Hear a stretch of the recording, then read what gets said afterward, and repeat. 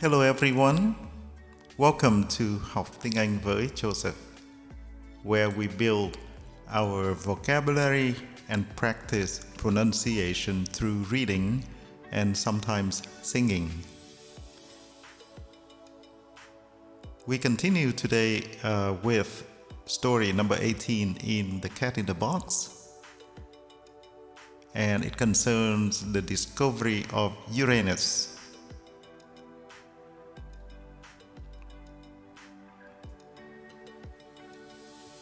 Opening up the solar system. The scientific sensation of the 1780s was the discovery of a new planet in the solar system. This transformed the view of the heavens that had held since ancient times, and began the process of opening up astronomers' images, first of the solar system and then of the whole universe. The ancients had observed 5 planets in the sky, named after Roman gods: Mercury, Venus, Mars, Jupiter, and Saturn. By the 1780s, it was known that these planets orbit the Sun, with Mercury closest to the Sun and Saturn farthest out. And Earth was also known to be a planet orbiting the Sun between Venus and Mars. Of course, the planet discovered in 1781, now known as Uranus, was not really new.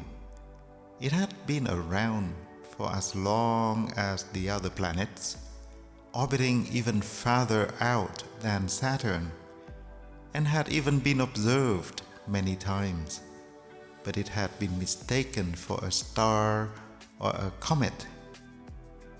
It is possible that one of the stars identified by Hipparchus in his star catalogue in the 2nd century BCE was actually Uranus. Although the planet is extremely difficult to spot with the naked eye, telescopes made it easier to spot, and it is now certain that the planet was identified as a star by John Flamsteed in 1690. A French astronomer, Pierre Lemonnier, observed Uranus several times between 1750 and 1769 without realizing its true nature. The reason for those missed opportunities, even after the advent of the telescope, is that Uranus is so far from the Sun that it moves very slowly across the sky as seen from Earth. The other planets, as well as being brighter and easier to see, move noticeably against the background stars, which gives them their name from the Greek word for a wanderer. But this also highlights the importance of applying the experimental method to observations as well as to experiments. It is no good looking at the night sky casually from time to time and speculating about what you see. You have to make methodical observation over a long period of time, keeping careful records and comparing observations from different times to work out what is going on. That is exactly what William Herschel, assisted by his sister Caroline, was doing in the early 1780s.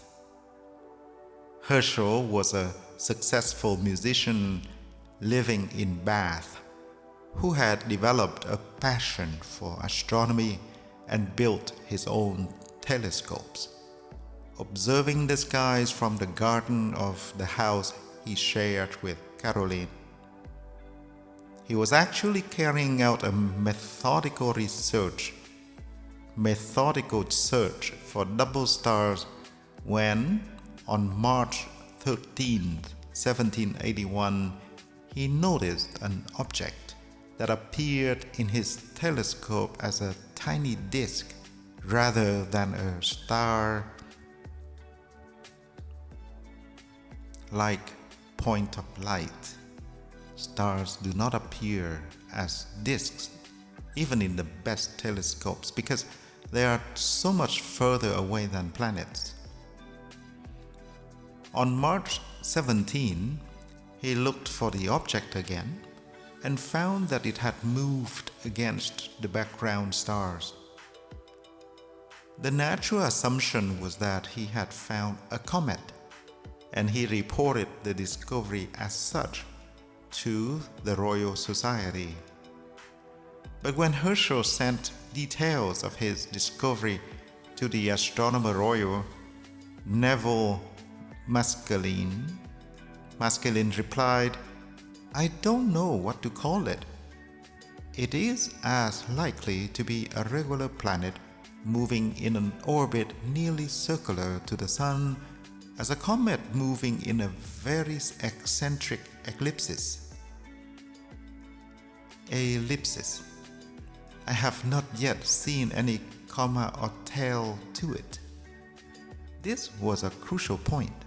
Planets move in roughly circular orbits around the Sun, staying at more or less the same distance.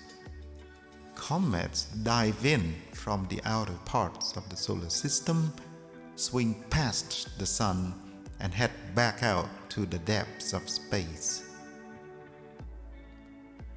Other observations confirm Maskelyne's speculation. In particular, the Russian astronomer Anders Johann Lexell calculated the orbit of the object from the available observations and showed that it was indeed nearly circular. In 1783, Herschel wrote to the Royal Society that, quote, "By the observation of the most eminent astronomers in Europe, it appears that the new star, which I had the honor of pointing out to them in March 1781, is a primary planet of our solar system," unquote. By then, he had already been appointed King's Astronomer, not to be confused with Astronomer Royal, by George III, with an income of £200 per annum, which enabled him to become a full-time astronomer. In order to thank his patron, Herschel named the planet Georgium Sidus, or George's star, but this did not go down too well outside the United Kingdom, and the astronomical community eventually settled on the name Uranus, with the stress on the first syllable.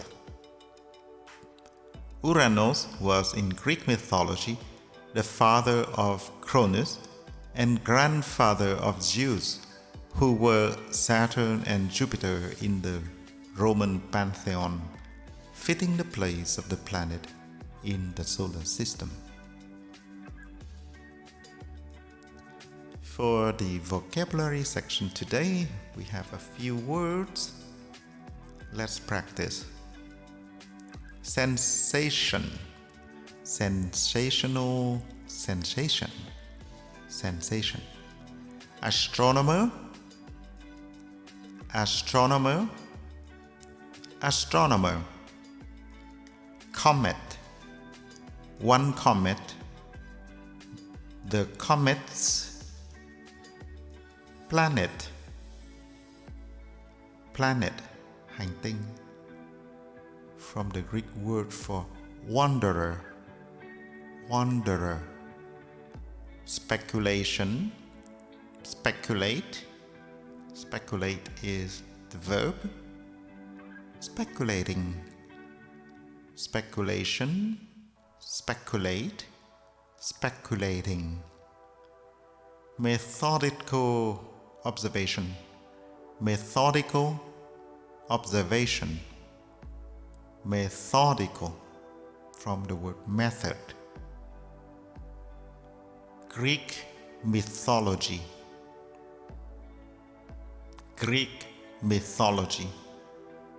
Vietnamese legends, Vietnamese mythology, Chinese mythology, Roman mythology, Greek mythology.